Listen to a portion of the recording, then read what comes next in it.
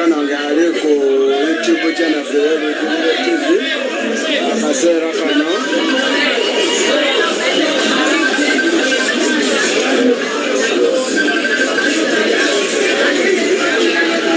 mungana wange ekumidde ku YouTube channel yaffe ey'Olulyo TV akaseera kano tuliko lira nenga president agenze ku Voice of Lango FM akaseera kano ali ku mpewo za radio.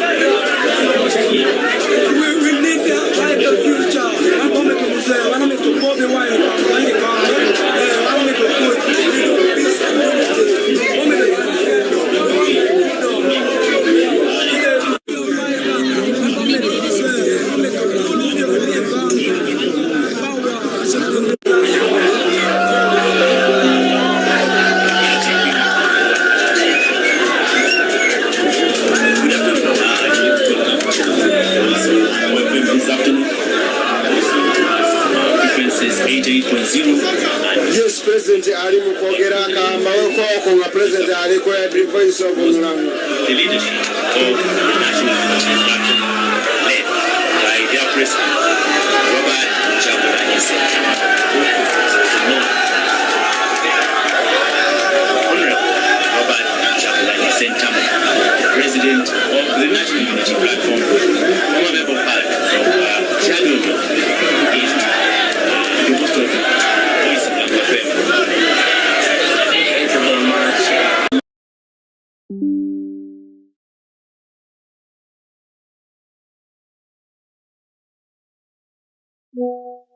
person of the region couldn't have anything.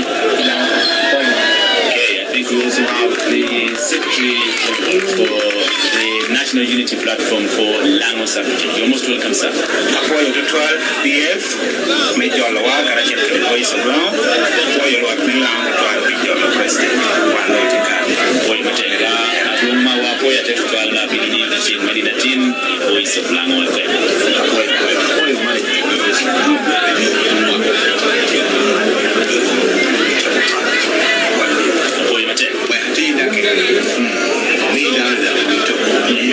Ali kwa YouTube channel ya President Omori ya Burundi. Flag bearer, why no my more?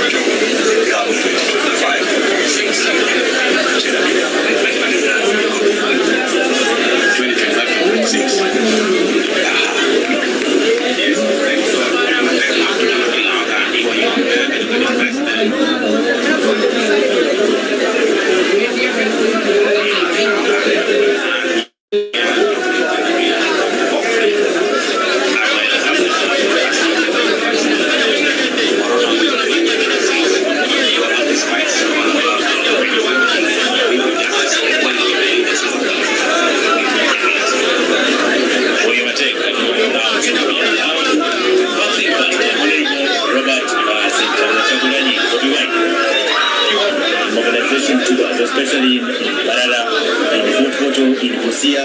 Yesterday you are in Bale, and today you are in Lira City.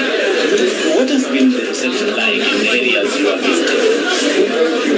For those that have been watching our media and online, they've been seeing we got very warm welcomes everywhere we went. It is humbling.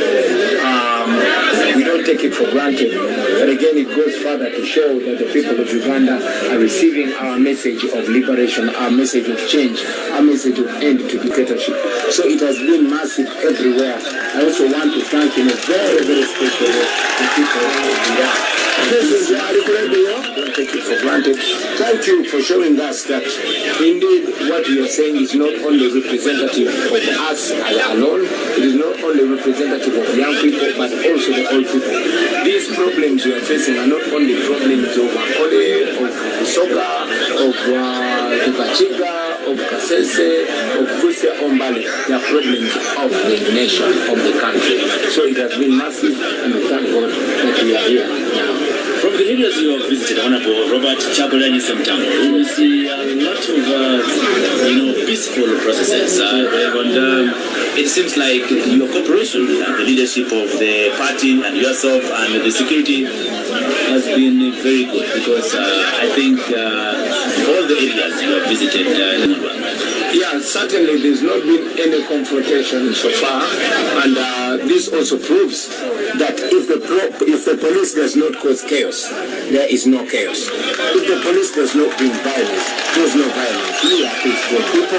We have always advocated for non-violence and for peacefulness, and I'm glad that the police and the military have not yet broken the law, because everything that we are doing is within the law. But I must also remind us that the police is not beating or killing people or tear gassing us, not because they don't want, but because since 2020, in November 2020, Museveni, using the police and military, killed people, they massacred people, and they took Museveni to the International Criminal Court, Museveni and his son. And he knows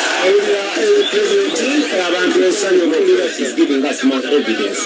That is why they were also accusing the people of course, inciting the police and such kind of things happen. But that's why.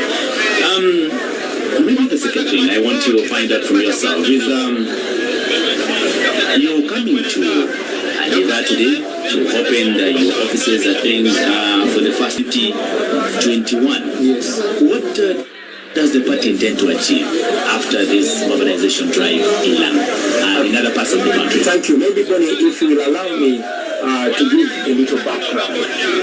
Because initially I was not a politician, like many of us here.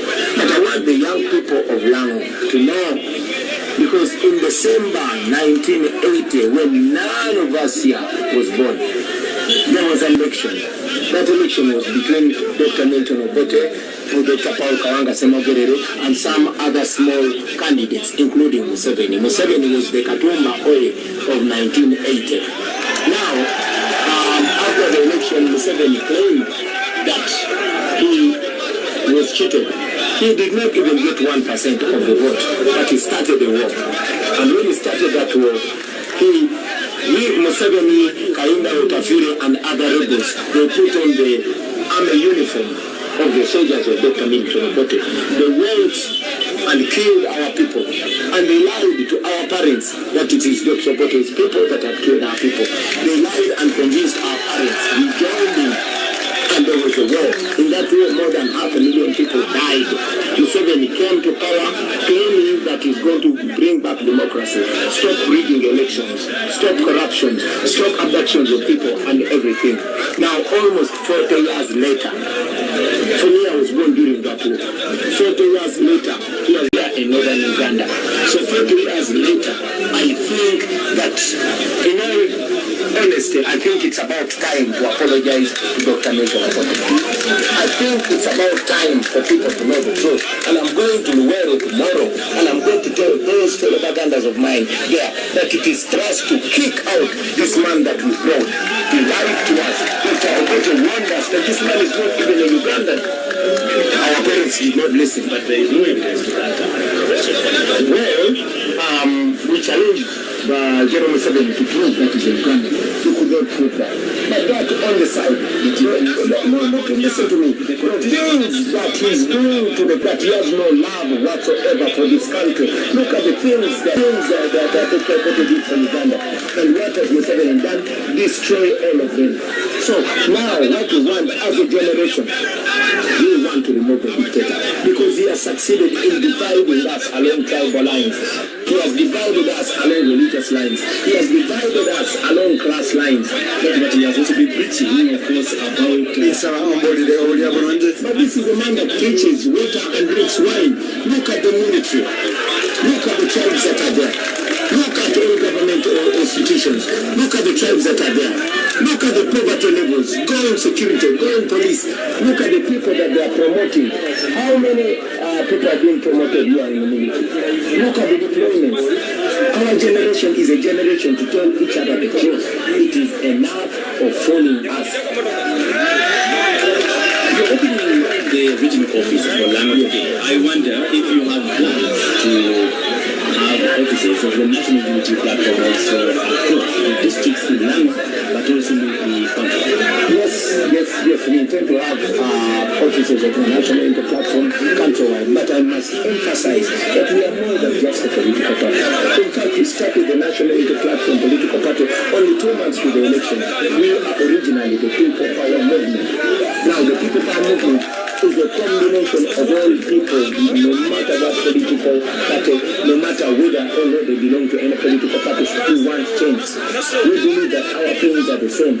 We are coming together as a nation. So this tour is not only to open offices, but to galvanize the minds of the people, to wake Ugandans up and to remind them that we have one major duty as a generation, that is to liberate this country and put an end to gun rule, so that the will of the people of Uganda can reign supreme.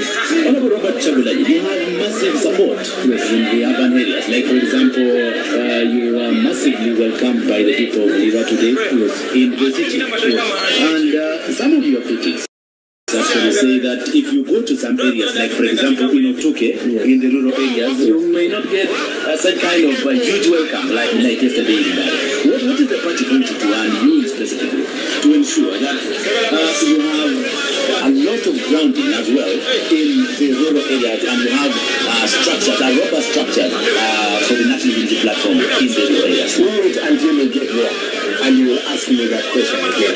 You see, now it has been the narrative of the regime. Those people don't have structures. Those people don't reach rural areas. But they have been stopping us. The last time we tried to move around the country, they arrested our people, shot tear gas our people, and we waited and beat them up. It is until we took Museveni to the ICC. It is until we put our foot down that now we can so far move around. But I I know that they are very scared, and they will also try as much as possible to stop us. This is not about the NUP.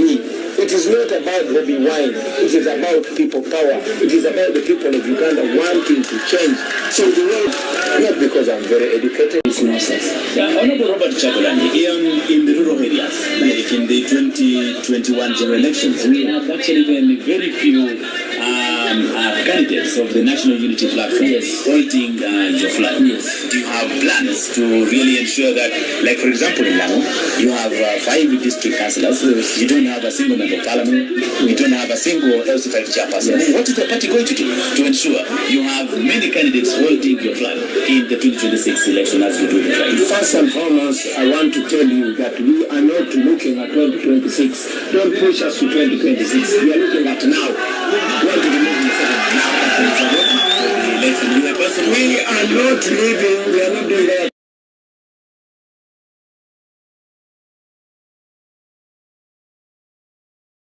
We live in the rule of law. That's why we are here. Museveni is illegally president. Okay? But what we are not going to do is illegal. The cost declared him the president of the Republic of Uganda. Oh yes, but do you know that Justice Chisachi was forced to resign because she delivered a dissenting judgment? Are you aware that Justice Owinido, even when he had our petition on his table, he went ahead to publicly associate with Museveni and publicly make one-sided political statements? Do you know that? Do you know that according to the law, the military is not supposed to be partial?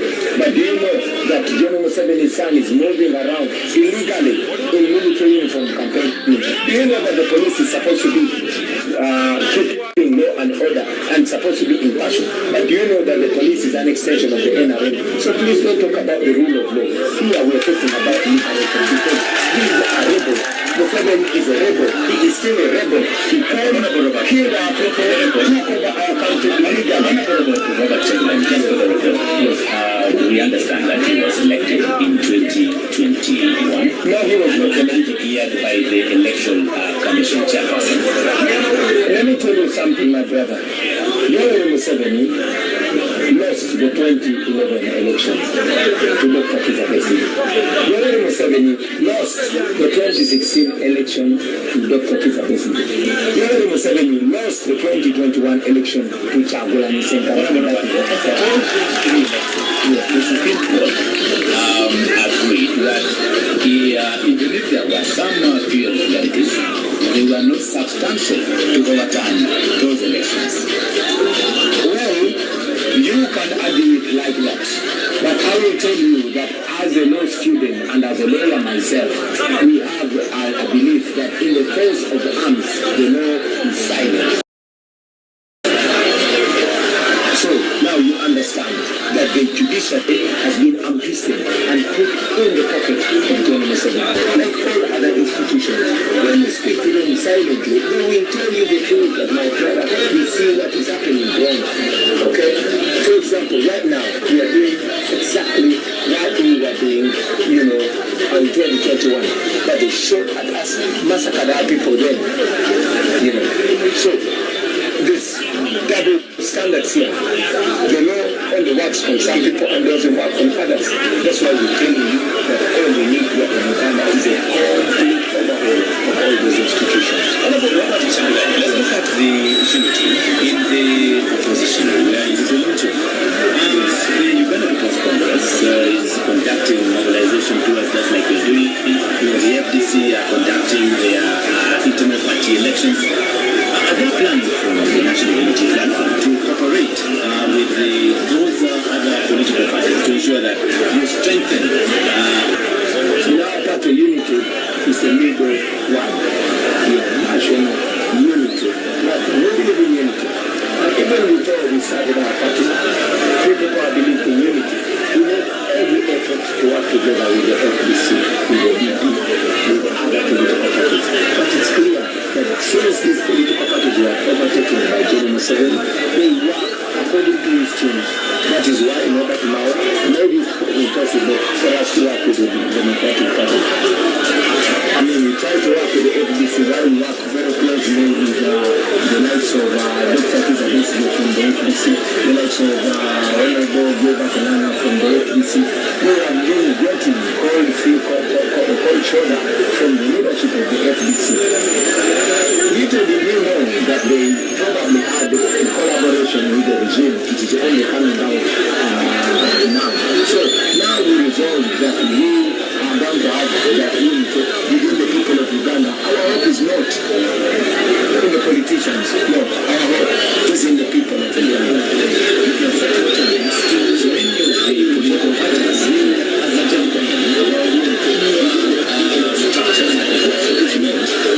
leadership and membership of the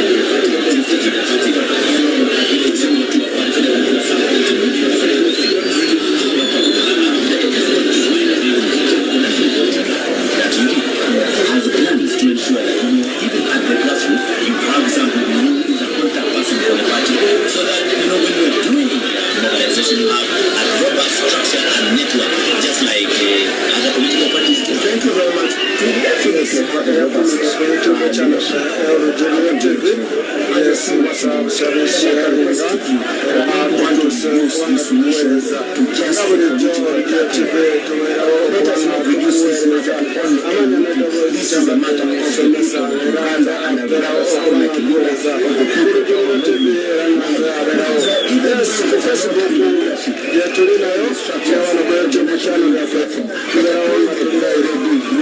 To make sure we remove the dictator and we free our country. So I don't want to sound like we have a robust democracy, because this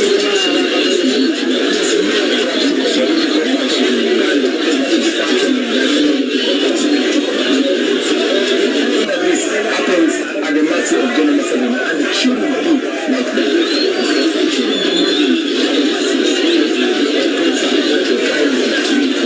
So for us to be able to connect with people to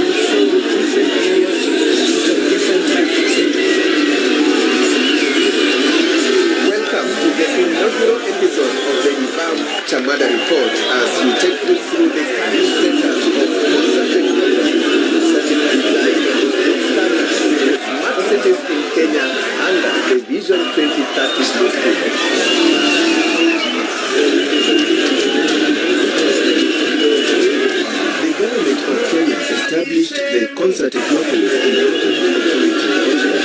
the